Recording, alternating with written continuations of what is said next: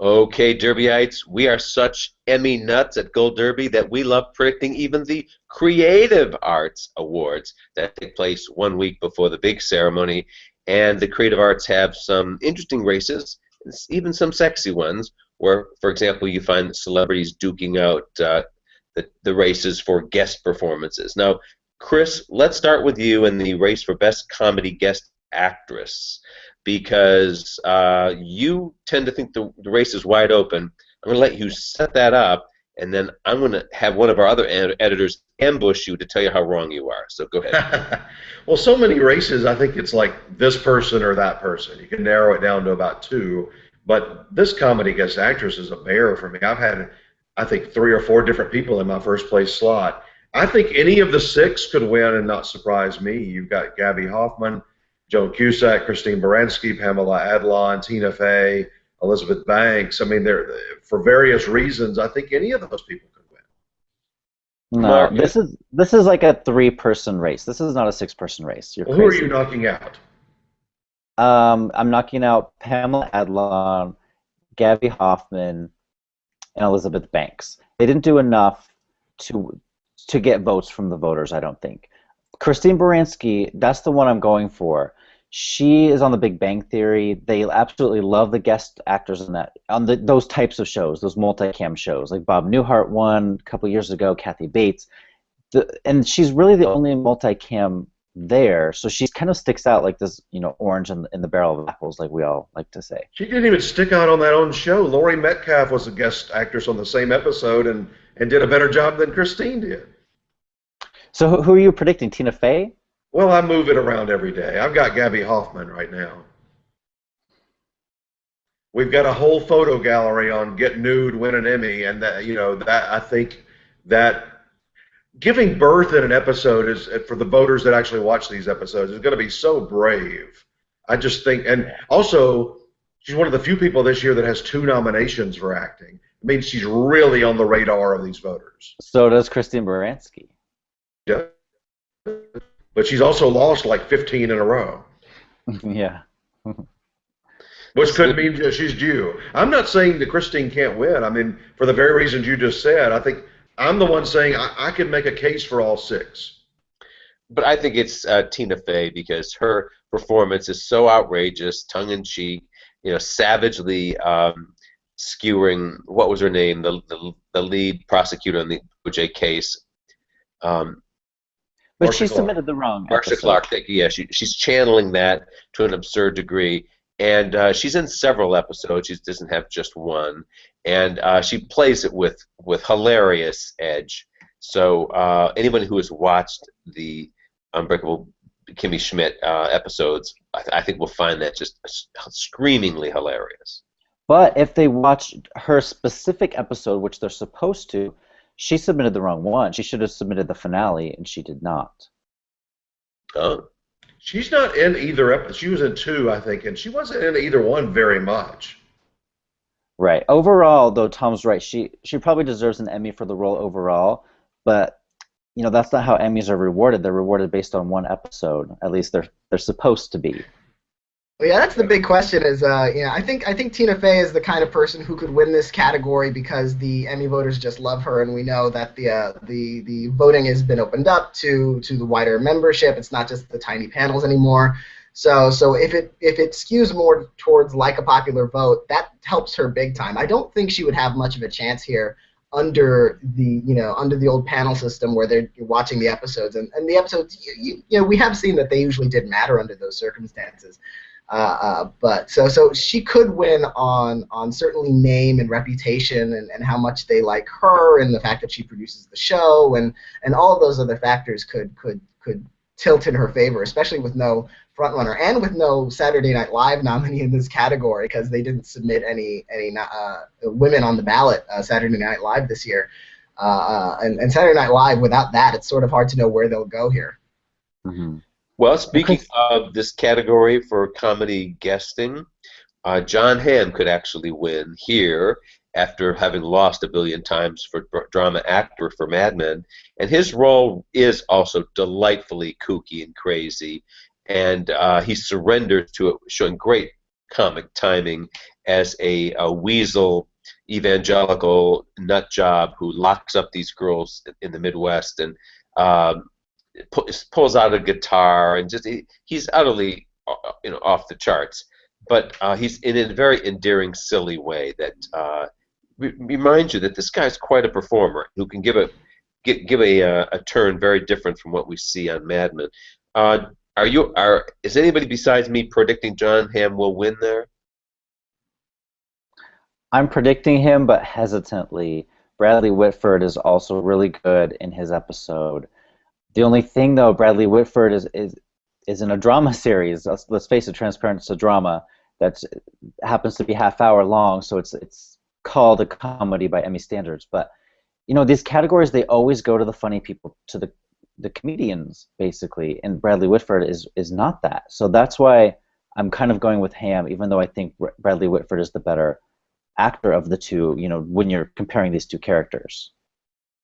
Yeah, I think I'm not predicting either of those. I think Hamm has a brevity problem. I think he's only in his episode that he submitted for about 5 minutes. He had a similar problem that Tina Fey had, where they probably should have submitted each other's episode instead. Yeah, something happened there. There was a mistake that was made, I think, because he submitted her episode and she submitted his on accident. And he's really, really great, John Hamm, in those 5 minutes of Kimmy Schmidt. But I look at the ballot and I'm thinking, okay, you could award John Hamm for 5 minutes in Unbreakable Kimmy Schmidt, or you could give it to Bill Hader for doing however many of his characters when he returned to Saturday Night Live to guest host, and not all the returning cast members who guest host end up winning the Emmys, like Maya Rudolph lost and Kristen Wiig lost, but in this category Jimmy Fallon won twice. So I'm tentatively going with Bill Hader, but I don't think it's just those three. I really don't think I really think we should watch out for Paul Giamatti too. I just said that to Marcus yesterday. I think there's a love for Paul Giamatti, and he's the biggest film star in this category. We know they love those film stars sometimes. And he's in the whole episode, and he's hilarious. It reminds me a little bit of last year when Steve Buscemi got in for Portlandia, and he didn't end up winning, although I thought he might because he was so good in that episode. And Paul Giamatti is just as good, if not better, in this episode of Amy Schumer, and we know how much they love Amy Schumer this year. Since you're both on the Giamatti train, that might convince me. Well, I've got John Hamm in my top slot, but I'm really thinking about moving over to Paul. But you made me reconsider Bill Hader too. So I don't think Louis C.K. can win here, and I don't think as much as the Emmys love Mel Brooks, I don't think he can win here. He just sits across the desk and talks to Billy Crystal. I don't think. Even with that, I don't think he's getting, But the other four, you can make a case. I don't have the list for drama guest actor or actress. I'm going to go across the room here and fill my coffee cup. One of you guys take over and lead the way on those races. Well, I just did a bunch of articles on these, so I'm kind of up to date on them. I think this is a place on both of these where it's a two-person race for each, in my mind. Drama guest actress has got to be Cicely Tyson or Allison Janney. I just don't think the other four have. Rachel Brosnahan could be a surprise, but I don't think she can get around Cicely and Allison. I've got Cicely Tyson winning. I don't think it's a two-person race. I think both of these are locks. I think they're all in one-person races. The actor will be Beau Bridges, and the actress will be Cicely Tyson. If anything else happens on Saturday, I will be very, very shocked. Actually, Chris and I will be down, at the Microsoft Theater for the Creative Arts, and so Chris will be sitting next to me, I assume. So make sure you look at my face, because if anything else happens, you'll see my jaw drop. Well, we know how much they love Allison Janney. I mean, she's only lost 2 times in her whole career. And one of those was to Whitecaps. It took a Whitecaps to beat Allison Janney. Her Masters of Sex episode, though. She wasn't in it a lot. Like, that was the Beau Bridges episode, basically. She was outshined by him. She's reacting to what he does at the end, though. I mean, that's. Mm-hmm. I just wouldn't put it past them to give her another one. And it wouldn't, we all love her here, and she loves Gold Derby, so it wouldn't bother us either. But I think it's going to be Cicely Tyson. But I thought she was winning TV movie actress last year. So what do we know? Yeah, Nice Cicely call. Tyson. They love veterans. We thought Cicely Tyson would last year. She didn't. And they don't love How to Get Away with Murder that much overall. So I'm a little bit worried that even though her episode is just absolutely outstanding, that with the expanded voting, we could see someone they really, really love like Allison Janney getting in, or if Game of Thrones is as popular as it looks from the nominations, that the voters will just check sort of on check the Game of Thrones ticket, and Diana Rigg could win, even though she really doesn't have that much to do in her episode. And by the way, I think Allison Janney is going to win an Emmy, but it won't be for this. It'll be for Mom. And you mentioned Beau Bridges. I think he's the biggest lock of the night. I mean, especially when you look at the fact that 2 or 3 people in this category with him are just cameos, basically, in their episodes. It's embarrassing. Michael J. Fox, maybe, but I mean, they haven't gone down that road yet, so I don't know. And then you got Alan Alda. You got basically 3 people that actually do something in their episode, with Alan Alda being the other one. And then you've got 3 people that don't do anything at all in their episode. Yeah. That's the result. That ending with where he, it's aired so long ago, I can't believe we would say spoiler alert, but where he tries to hang himself and his wife and daughter come in and save him. I mean, that's going to go over really, really well with those voters if they watch that. And so many of these guest stars are basically nominated for cameos this year, and that's the result of a lot of the people who would have gone guest who couldn't because of the new 50% rule. So Joe Morton probably would have been in here. We wouldn't have complained about him having a cameo. But because all of those people who had more than 50% of the episodes couldn't submit in guest, they nominated some of these people who were only in 1 or 2 minutes, like Margot Martindale, which is a real shame. They nominated cameos. They didn't nominate cameos for lack of better options. They nominated cameos because of names, because of people they were familiar with. There were options. I mean, they had it's like a Reggie Cathy for House of Cards. I mean, everyone who's seen House of Cards this season said that really should have been Lars Mikkelsen. He qualified, but he wasn't a cameo. So it really, I don't think the rule change was the problem. I think it was a good rule change because, in recent years, this has been sort of Best Supporting Actor Junior. I think that was kind of unfair to true guest stars. Although the name checking in this that we had this year is sort of unfair to true guest stars who maybe didn't have the name recognition or maybe weren't high enough in the alphabet, as we've seen with some of these. Lois Smith. Lois Smith, exactly. Who she's a beloved veteran. I don't know how she didn't get in over Margot Martindale. They're going to nominate one person from the Americans. It really should have been her in that category this year. Yeah. Why does everybody think Lena Headey is going to win? I don't watch Game of Thrones, so I don't know much about her, except that I get the sense that she doesn't give a very substantial performance, emotionally speaking. Sometimes that doesn't matter. Why is there such a huge consensus behind her? Well, I had her for a while, but I really started wondering if they're actually going. I mean, Peter Dinklage was another story because he does so many films, and I think he's really liked in the industry. I don't buy into the Game of Thrones ladies winning anymore. I really think I've got Christina Hendricks. I mean, maybe I'm going down the wrong road with Mad Men since I've never won an acting award, but she is so defiant in that role, in that particular episode especially, and had such a good season overall that I've got her winning supporting actress. Wow.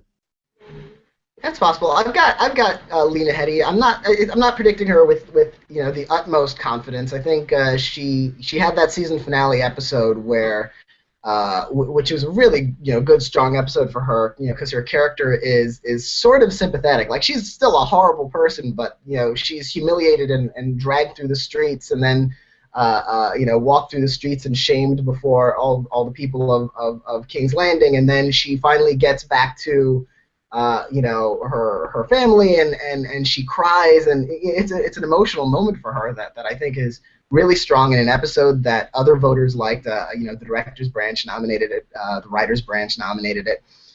So I've got her tentatively. I just sort of not by default necessarily, but I see her more than the others winning, even though the other women in this category. Christina Hendricks certainly has a chance with her episode and with potentially a popular vote. Uzo Aduba is popular. She won SAG against, lead and supporting comedy women this year, so she's popular in the industry. So I'm not completely confident about Lena, but I'm sort of sticking with her. I don't see enough of a reason for me to change my prediction. She doesn't appear until 40 minutes. I think that's a big negative. Dinklage didn't appear until about 30. So. But like Chris said, he's a very, very well-respected actor, and she's kind of a newbie almost. Not really. I mean, Dinklage has worked a while, but he certainly wasn't a household name when he won. I mean, this character, this role certainly has made him a household name, and that was the first season of the show. So he was really just starting on really to take off. And Lena has worked. She's been in movies and TV. She did the Sarah Connor Chronicles on Fox. She's been around. I think she's not necessarily seasoned vet, but I don't think she's quite a newbie. Well, while you all babbled on, I just changed my prediction. I moved Lena down and I moved Christina Hendricks up. I just think there was something so compelling about the Christina Hendricks storyline at the end. She really takes over. She kicks butt and has life on her terms. It's one of the great surprises of the finale of the last few episodes of how she handles that and ends up winning and in such a classy way when she jilts her gigolo at the end and has Roger come back. It was so mature, tender, touching. It was a performance, and everybody in Hollywood saw it. So. Because you can tell I'm talking myself into justifying this prediction, considering no Mad Men star has ever won. Why would I bet on two finally winning this year? But I think I'll put my chips on both Christina and John now that I think about it. Go ahead and put Elizabeth Moss in there too, Tom. I That's the one I'm missing. I want you to do really well in your prediction. Character's too mousy. Well, Marcus mentioned this a moment ago, but just for people that are watching, he and I will be on the red carpet doing some interviews Saturday, and then we'll be in the press room. We'll be the only place really that you can get those winners immediately, because Daniel and some of the other guys will be on the homepage talking about all the winners as they're happening, and we'll be posting those from the press room in our chat box and also on Twitter as soon as they happen. So we are definitely the place to be. Yep, so tune in for our live show and our live Twitter show and our live chat show, and we've got Gold Derby scattered all over the place. I'm up at the Toronto Film Festival with Paul Sheehan, but still I'll be checking in on Creative Arts, and we've got Chris and Marcus will be inside or downstairs at the press room. We hope to have two of the other editors inside. We haven't heard yet about their tickets, which we've applied for. And then Dan will be monitoring things from New York. And who else is joining us? Rob and Riley will be part of the team for the live coverage. And Charlie. And Charlie, yes, of course. Great. So that's a dynamic gang. Well, the great thing about that group is they all. It's one thing to know about drama series or comedy series or some of the lead categories, but these guys know the history and the trends and so forth on all of these technical categories too. So they can really, once somebody wins or loses, they can really let you know why. And that's another one of the most important things about Creative Arts this year. We don't always see huge sweeps even with the big technical shows like Game of Thrones. But with 24 nominations total and 17 alone in the Creative Arts Awards among 13 categories, because it's nominated like 4 times for cinematography, just at Creative Arts, it could break the record for most awards for a series in a single year. The West Wing won 9 in its first season, and Game of Thrones has a lot of chances. We're predicting it. Our overall odds, we're predicting it for drama series, drama directing, and Lena Headey for supporting actress. So if those hold true, it really only needs 6 at Creative Arts to tie and 7 to win, and that's definitely doable. Any other categories at Creative Arts that we really, really care about? I think Jane Lynch is a lock for reality host. I think Bessie is a lock for TV movie. Yeah, they're moving TV movie over in case folks didn't know that. To make a little more room on the primetime ceremony. The new variety sketch category that's just starting this year is going to be at Creative Arts. It's not on the regular primetime ceremony. And we all felt like when they created the category, it was to make Lorne Michaels and SNL happy. But I think it's going to be Amy Schumer. Wow. Or it could also be Key and Peele. I mean, they announced that this is their final season. The series finale aired last night. And it was airing new episodes during the voting periods. So, I wouldn't necessarily rule them out. It might be Saturday Night Live third in line for this one this year. I'm predicting SNL. You can't ignore the fact that SNL got in when these two were combined, talk versus sketch. The other shows could have got in, and they didn't. Key and Peele was snubbed all those years. Inside Amy Schumer was snubbed all those years, too. So that's why I'm going with SNL. I think I'm one of the few that are actually predicting that, but I don't think I'm crazy for that. You're not crazy, but this is the worst episode submission they've had in years. They don't have, a Justin Timberlake episode or a Jimmy Fallon episode or a Tina Fey episode. They submitted a Dwayne Johnson episode. and the thing is, it's different to get nominated and different to try and win it. I think because Saturday Night Live kept getting into the combined category sort of by rote. I think that category had no movement at all. But this year it may not be as popular as that. I mean, Inside Amy Schumer and Key and Peele both got into the writing category, which is still combined, and SNL didn't. So. I'm not so sure that even if it were combined, we might have seen. I mean, Inside Amy Schumer got 7 nominations this year. It might have gotten in over SNL or another show in a combined category. I have to rethink this one. I think also if a voter wanted to reward SNL, they may do it with the 40th anniversary special, which is in the variety special category. I don't know that that's a lock either because there's some really, you got your Kennedy Center Honors, which the Mel Brooks HBO special. Mel, didn't win himself last year, but the AFI special where they honored him, it won out of nowhere. So they love Mel Brooks, and we saw that even on the guest side. So there are some real strong contenders there on the variety special. Okay, well, let's call it a wrap, and we will look forward to seeing what happens at the Creative Arts. Don't you guys go away. Let's come back and do another slugfest, this time on the drama races.